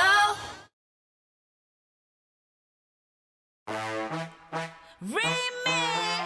Yeah. Bad girl now, I forget you what I'm saying. Lock check on the case. Tell a boy, where we want. We not tell a boy, where we want. Straight to the point, bad girl want some. When I see you, I'm a wanna hold back none. Me and you in a little conversation. Tonight, me I forget you on my intention. I don't care who you came here with. All I know, Mr. Worry me, you're leaving with. Came here with a 5, going home with a 10. Now say bye-bye to your ex-girlfriend. Me say that. She came straight to me. Tell me love, tell you that I conversation. She said that. She told me bear with me. Mommy can't carry on me, don't you? When she said that. She came straight to me. Tell me love, tell you better conversation. She said that. She told me bear with me. Mommy can't carry on me, don't you? When she said that. She not care about intimidation. On the bed now she want to lay upon. Tell a boy straight that she want to get some. Tell a boy she not care who me with so. Hey, me never seen a bad gal like Sissy. Any gal try to chat now she kill. She not give up like what them man feel. Nobody hot like she, like she. She came straight to me. Tell me love, tell you better conversation. She said that. She told me bear with me. Mommy can't carry on me, don't you? When she said that. She came straight to me. Tell me love, tell you better conversation. She said that. She told me bear with me. Mommy can't carry on me, don't you? When she said that.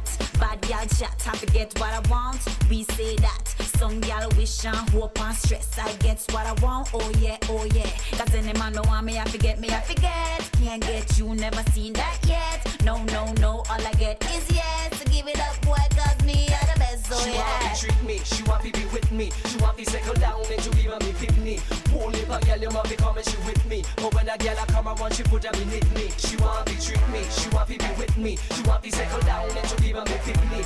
Won't leave a girl, you want to come and she with me. But when a girl I come, I want she put her in me. She came straight to me. Tell me love, tell you better conversation. She said that. She told me bear with me. Mommy can't carry on me, don't you? When she said that. She came straight to me. Tell me love, tell you better conversation. She said that.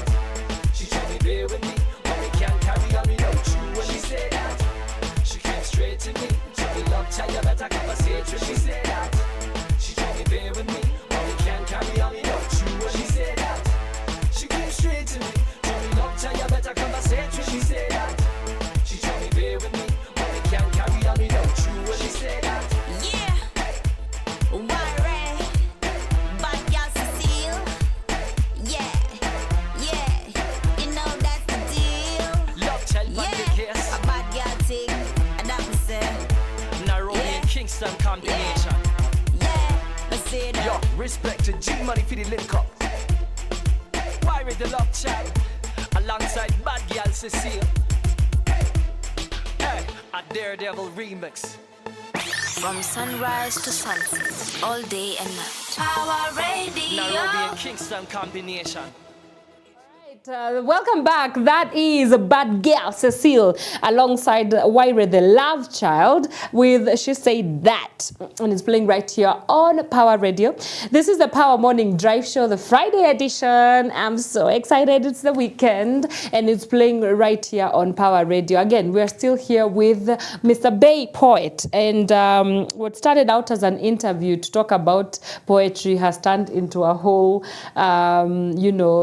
conversation about the state of the human condition. I think I would say that. Yeah. But hey, let's get it how we get it. And anyway, would it be poetry if it's not to express what we are experiencing as people? Sure. So it wouldn't. But moving now into Get a Job, right? The poetry experience that you are a part of.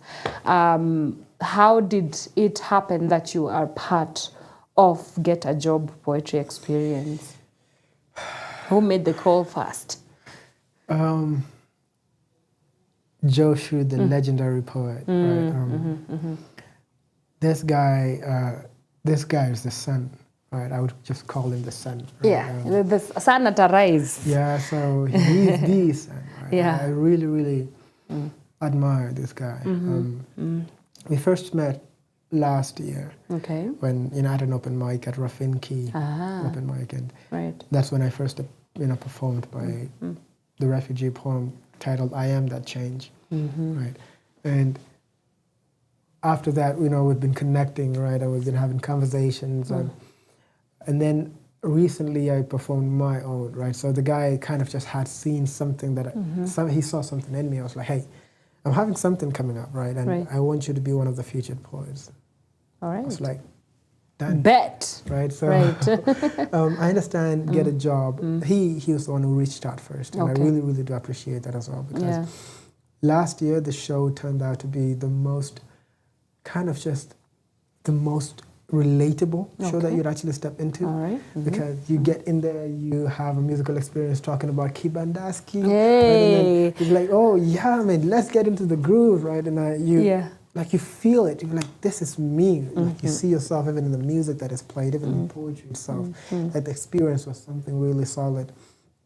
But now looking at how things have changed in just a year, you really want to explore that, right? You really want to get into that and see, hey, let's talk about this. So Get a Job is a kind of like a staged experience. Okay, when I say staged, I mean key steps of the part, right? Not necessarily being dramatized, even though that would happen. Yeah. It has key stages and it explores, right, the question. Come on, what is the purpose of an artist in a community that doesn't really accept it, in a place, in a society that doesn't really openly accept it as a journey, like a path someone can take, right? What does it really mean? And then it comes to the personal part of, yeah, I'm an artist, so what is it? That does it mean for the other people around me, right? Like it explores the love, it explores the close friendships and everything. So the calls, the silent calls, all the calls, loud calls that are muffled by the world every time you try to raise your voice, it's just kind of just circulating around that. It's just more of the questions, right? And man, I'm looking forward to what Joshua is going to do with this, because the way he has packaged his stuff, it's in the most basic and standard way you can ever receive it. Even for other poets, poet would actually kind of just immerse themselves into this grammar warrior stuff, like picking all this ass, and also try to make people think. But you can make people think even with the base stuff that you actually just point out, right? And Joshua does that. He talks your language, and I think that's what Get a Jobs really mean. And so he made the call first. Okay. Right. And of course you were like, yes, I'm gonna do that. So, so you said this is not your first rodeo in terms of doing a poetry experience like this. Okay. Yeah. I've done open mics. Okay. But this now. Yeah. This is the first. The next level. This is the first of its kind. Yeah, first of its kind. Why should people drop their lives and come on the 21st of September at Mageuzi to get a job experience? What are you guys planning to do for us, the audiences? The first key question, and I'm going to look at you as well. Yeah. So the first key question is, you've heard this phrase too many times. Like, just have that. What does these people have to say now? Yeah. Right? You've been told that by your dad, by your mom, by your auntie, by your dad. Job. Strict uncle.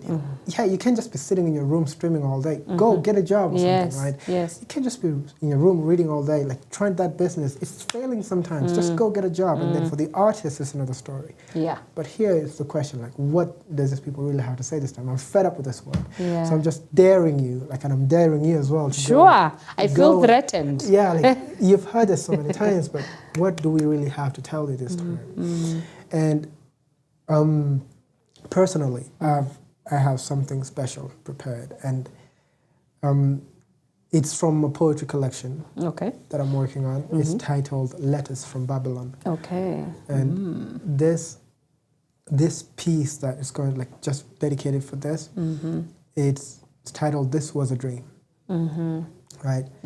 So for us, like, if you want to, I don't want to spoil it. I don't want to give it, don't give it us away. Spoilers. Yeah, but we all buy your have tickets. that one thing that we look to. That one thing that you're always envisioning. And that one thing you feel like, if it happens, if I just get here, I'm set for life. And this is where I start living now.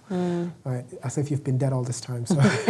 As if. But you believe that I'm doing whatever I'm doing to get there. Right.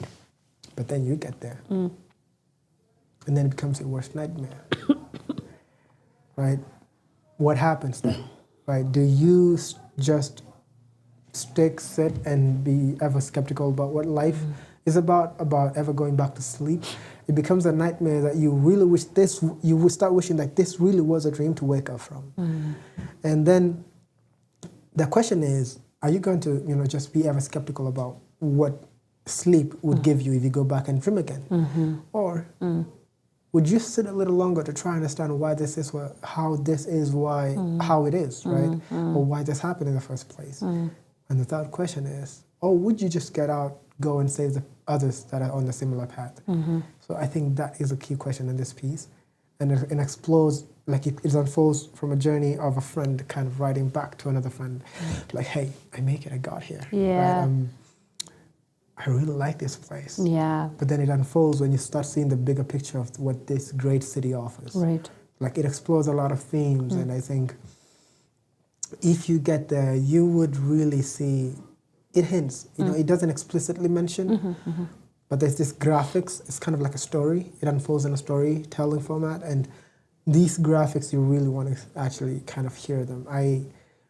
It's something that just came. It did not come with to get a job in mind, but when the get a job, ideal came into place, I was like, I know what we have to do this. I know what to do with this. I know what to give for this, right? Right. So I think that is one of the reasons you have to come. That's one of the reasons to see how what would happen, if your dream unfolded to become the worst thing that you'd ever think about. Like, how would that make you feel? Yeah. It just takes us back to the first part of the question. Like, as a poet, you kind of test yourself to open yourself to different experiences that you've never had. Sure. Like the guy that we're following in this story, I wouldn't really say I experienced whatever he did, but I'm trying to, I try to see it in how authentically it would have been.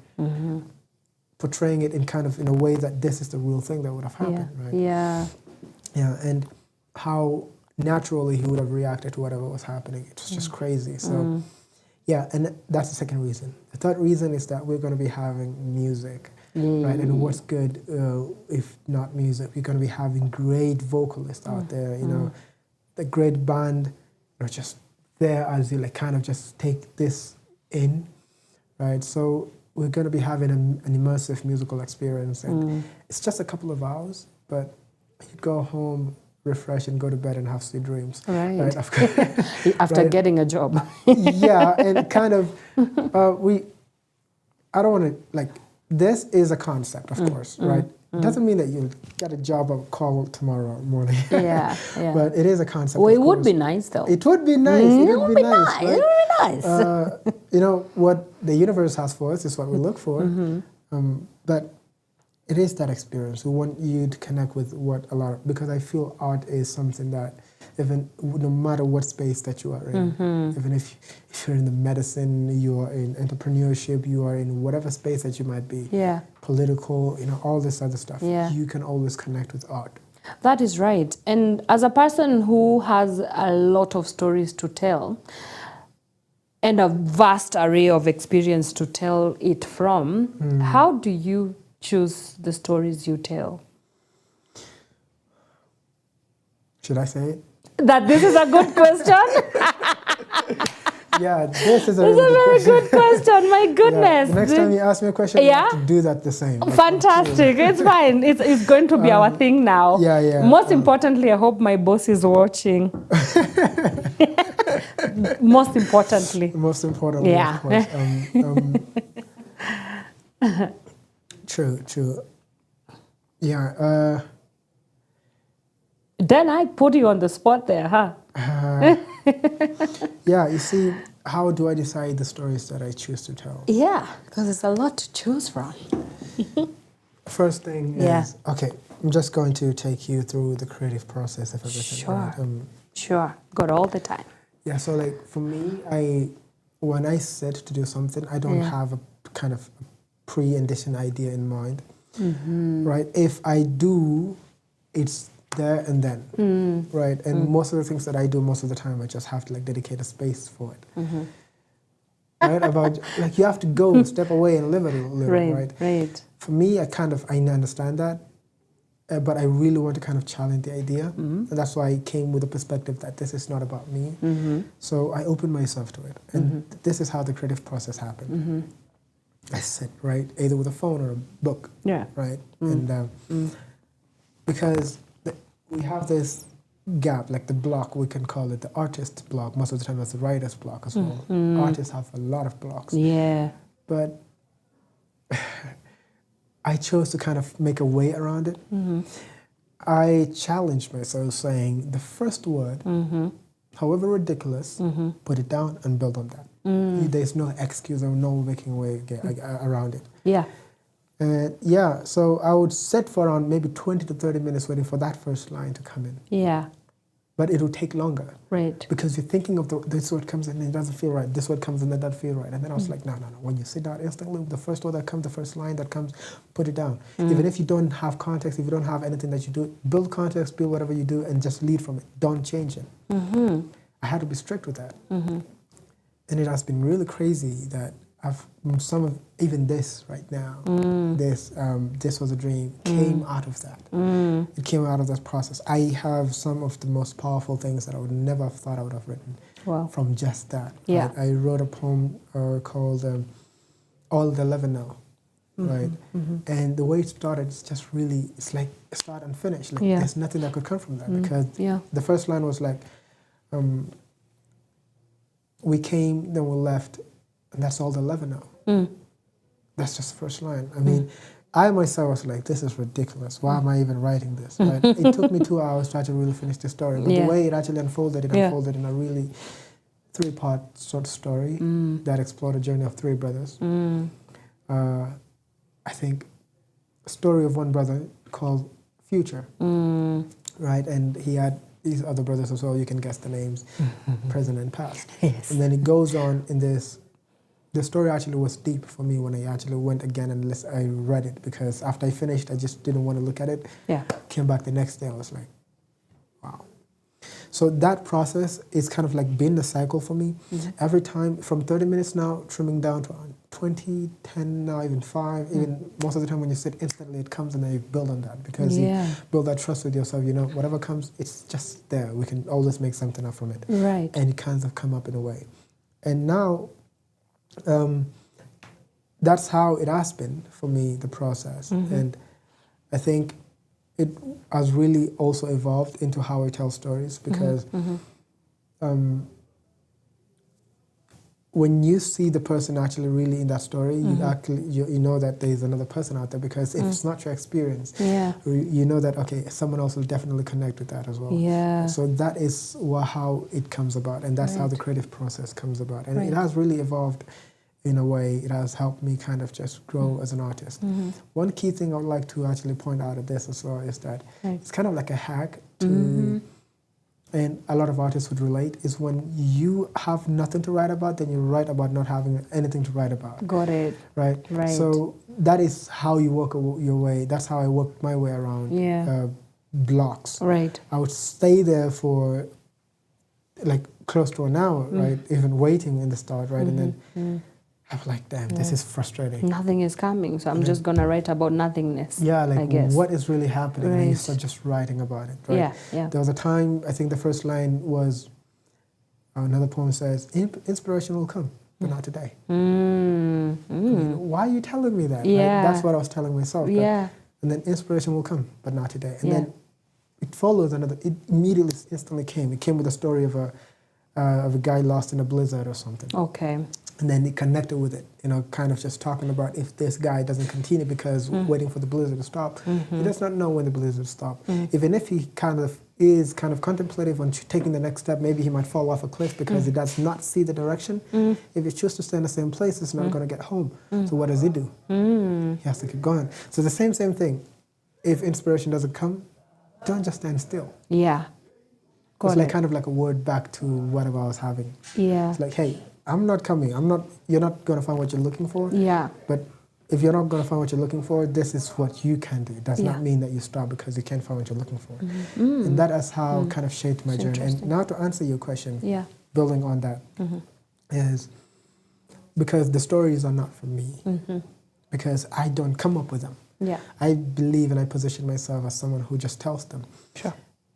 I identify the people that I share the story with and know which one is something that I could really connect with them. For example, there's another one, like I deal with letters a lot, most recently. This I performed it with at the Rough and Key open mic. It's titled "Hear From You." You with a Y-U, not you like you. Like you, yeah. No, another subtitle is just "Letters from Diaspora." Yeah. Like it kind of carries a story of two siblings who are in different countries, and then where they just live by writing letters to each other, and the letter could take around a year to get to the person, the receiver. And the receiver has to wait another year to send it back. So it takes 2 years for a letter to come, for you to get a response or something like that. And they had to really live to buy ink. They had to work so that to save enough to buy ink, it was really expensive. So that is how the story was portrayed. And when I performed the story, I realized, okay, we were talking about refugees, right? It was immediately after the day I hosted that storytelling session. Yeah. The next day was open mic, and I knew this is what I was going to perform because this is the conversation. Right. So that is how I know that this is something that I can tell, right? If you see the different spaces, you know, okay, I can connect with them, right? If we're talking about kids, yeah, we can write poems, we can share stories about kids. And when you see a person, there's always that feeling like you can connect with the person immediately. From the conversation we had. Yeah. Like if you go to another creative circle right now, I'm like, yeah, you just told me something really deep. Maybe I could just write a poem about that and share with the crowd. Someone somewhere, it doesn't matter if they had experienced it or not, but they would be intrigued to know where is this coming from? Because again, it leads back to the first thing we said earlier, that for you to be transformed, you have to open yourself to other people's stories. Yeah. For you to actually really understand that artist's journey, you have to open up yourself for the story. Right. Because they say the artist can heal the consumer, but who heals the artist? Like that's a really powerful thing by Slim Shark. I think you know him. Yeah. Yeah. So that is how it is. For you to actually really be transformed by another person's story, you have to open up yourself to it. And that's I think how I know that as well. Right? If I open up myself to the space, I know this is what I can share. In the, I guess, process of telling stories about other people, as you've rightfully put it together, there is a possibility of being alienated from yourself. I want us to talk about that. How do you feel poetry has alienated from yourself, because I do think that poetry is about owning your voice, your story, which is your power. True. So I think there's a little bit of a juxtaposition there. So one, there are ways that poetry reintroduces you to yourself. So talk to us a little bit about that. And then on the flip side of it, because of this, you being a vessel and you just channeling stories of other people, in a way it kind of can alienate yourself from yourself because, you're not that important. True. And I know this because even as a journalist, I'm not the most important piece in the story. Like right now, it's not about me, it's about you. So in a way, I'm like, I'm not the most important person right now. The one that I'm interviewing is the most important. And that has sort of caused me to alienate myself in a way. So I don't know whether in your poetry journey, it's also the same. So how has it reintroduced yourself to you? But also, how has it alienated yourself from yourself? Tell me, it's a good question. 3, 2, 1. That's a very good question. Yeah, true. You see, one thing I actually said earlier is how I mentioned maybe a creative process also that's kind of applied or maybe used by most of writers and storytellers and filmmakers. Right? If you look at great storytellers, let's just use the guy. Yeah. One of the great writers of all time, Fyodor Dostoevsky. He's a guy who's done a lot of powerful books. Right. One of his most famous, it's actually really, really famous. Is Crime and Punishment, and also he talks about the time it tells stories and the characters, the story you follow from these characters. If you look at his journey himself. Yeah. Like, okay, this guy's really gone through a lot, but you connect with him more when you find the stories. Yeah. But when you look at the stories, he does not openly say, "Yeah, it's me." But when you kind of now like listen and kind of view it from that point, and then you realize, okay, what's the whole narrative behind it? When you kind of just strip the story or the context, right? And then, of course, the context matters, but when you strip it, it's kind of imaginative and fiction type of approach, and kind of put in the realistic way, you realize, okay, only a person who's been through all of this can be able to actually, there's certain things that you can only talk about, right? Someone like Virginia Woolf, right? So if you see the kind of stories, like the way they bring it up in their stories, they kind of put the experiences in there. So for me, it's that no matter, even if I'm not really kind of bringing out myself into that, there'll always be taints of that person onto it. However little, they'll always be there. And this kind of now gives an opportunity to like the keen-eyed for people who really want to kind of really look into that and be like, this came as this, right? And then what was the inspiration behind it? Like they would try to kind of come to the thought process of it. And we'd be like, okay, as an artist, this is, okay. And sometimes when you are keen-eyed, they would kind of see the shades of you. Yes. Right? Yes. If you look at kind of like the ancient performance of poetry and the way they kind of like, perform them, dramatize them and everything, that's when you really see it. But when you read it, maybe it's more about you connecting with it, maybe you connecting with it, right? Yeah. So I think it has, now to answer the first question, is that it has really reconnected me with myself because it makes me realize I can be open to different experiences, right? By never actually experiencing them. By just the simple act of listening. Yeah. Right? Yeah. So when you listen, even to yourself, there's things that you learn, right? Because in that quiet space, it's not you that's speaking to you. It's someone in you that actually speaks to you. I know this is ridiculous. It sounds, but that's how it is. We know there's a voice that comes in, and if you kind of stay in that space for very long enough, it's going to tell you some deeper truths, right? Like these great writers, like the way they speak and the way they have these characters created, what do you think? It's kind of long hours of isolation to really explore these different parts of you. Great writer like George R.R. Martin, the guy who wrote The Song of Ice and Fire, now adapted as Game of Thrones. If you look at the way he posed his stories, if you realize and look at maybe, this character is very wise. Who's the wiser person in the story? The writer, because he made, like, you'd be like, only a wise person can do this. One of the most popular loved characters was Tyrion Lannister, and he's so wise, right? But again, when you look at it, you see that this is the writer's journey that bringing it into it, right? The writer's kind of skill and kind of this part of the story that brings it into it. So there's that shade of it as well. So that has reconnected with me that. And now to alienate, right? I wouldn't say it has alienated me from myself because I become more of myself when I see myself through other people's experiences as well because, again, it's just listening. You won't be able to see yourself in other people's experiences if you don't listen. And I think that is how it has been. For it kind of not, it would be said that I've alienated myself because of how the poem kind of just is delivered. Like they hear it, I'm like, this guy's talking about this person, this guy's talking about this person. Yeah. Okay. But you just need to listen more. Sure. You will see me. All right. And we are unfortunately out of time. Can you believe that? This was getting gooder, but please come back. Please come back, okay? Definitely. Cool. All right. So as we wrap up our show, please tell the people again when, where, why they need to come to get a job in under 1 minute. That camera. Yeah. Hey, family. Hello. Thank you for joining us at Power Radio. This was a very good question session. Correct. Yeah. You should have a program like that, by the way. This is This is a very good question.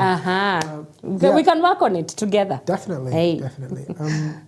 I've been hosted here at Bay. I'm a featured poet at the Get a Job, a poetry showcase that's happening at Mageuzi Hub on 21st of September From 5 p.m. to 8 p.m. Right. If you're busy, you'd have already been free at that time, of course. Yeah. So if they're getting married, they need to cancel their wedding please make their way. Please do, because Right. both of you really need to understand the concept behind Just getting get a job first. Yeah, and then you'll have to go back, because this might actually be a therapy for you guys. Exactly. Right, so or they can do their wedding and come for honeymoon at get a job. Hey.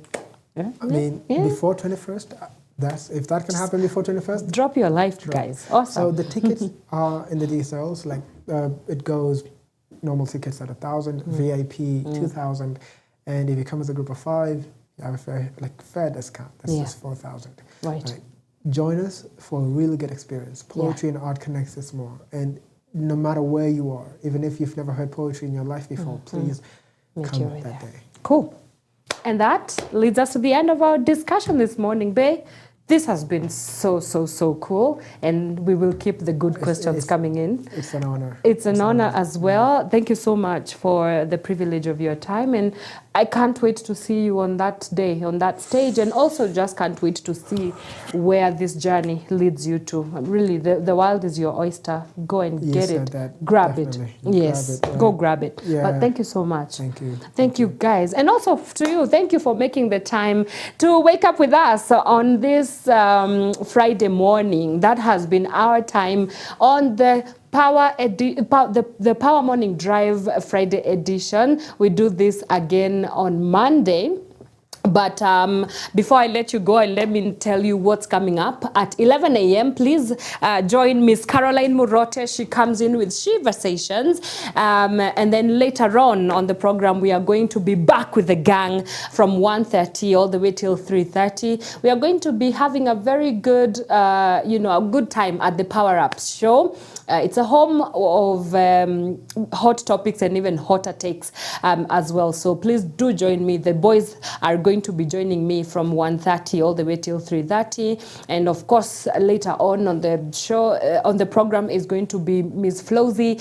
She comes in with Ital Groove from 4 p.m. all the way till 6 p.m. But until then, it's a goodbye from me. I will see you again on Monday. This Monday, which is the 15th of September, happens to be International Democracy Day. We are going to be live on location at the University of Nairobi, engaging in conversations about democracy and what the state of democracy is as a country. What gains have we made since the institution of Kenya as a democratic country? So please do join us then if you can. The conversations are going to be live streamed on Power Radio as well. So make your way to the University of Nairobi if you can. But if you cannot, please join us on Power Radio. Until then, it's a goodbye. Thank you so much for joining us. We will see you at 1:30 for Power Up.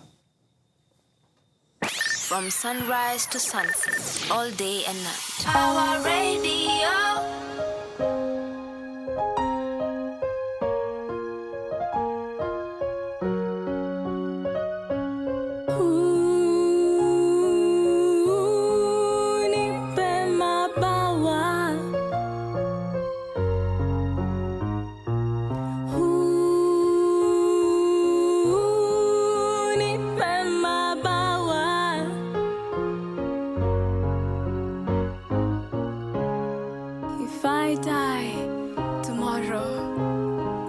Let it be known that I found light in your presence, that amidst my dark ages you kissed my nerve endings and taught me how to live again, how to breathe again. Because I have harnessed so much hatred within me, with each pump of blood I rage with resting memoirs of yesternights. But through you, dear Lord, I learned how to live again.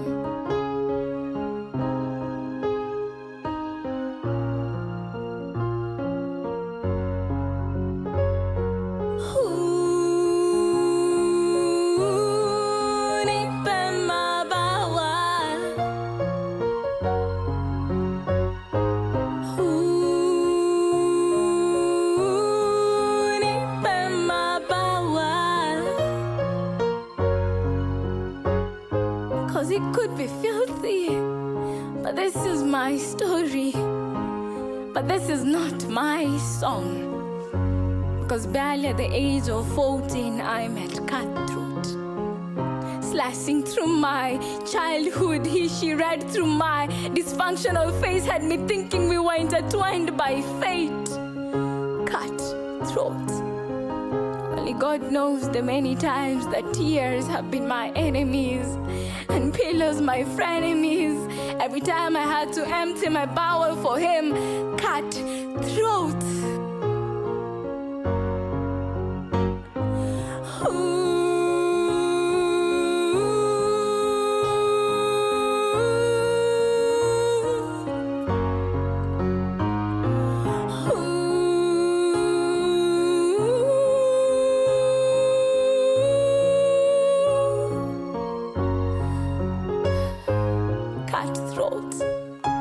Slashing through my voice, I lost all sense of sanity. Cutthroat. I became part of the undignified statistics, with granddaddies to shower with warmth and old lads to entertain. Father Lord, nipe mabawa, nipe mabawa, nipe mabawa, nipe mabawa. Hey,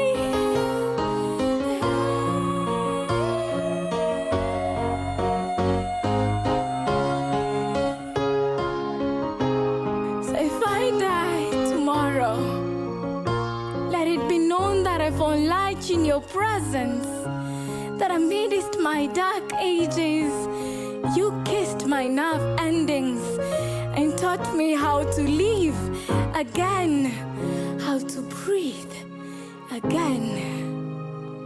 Spontaneous.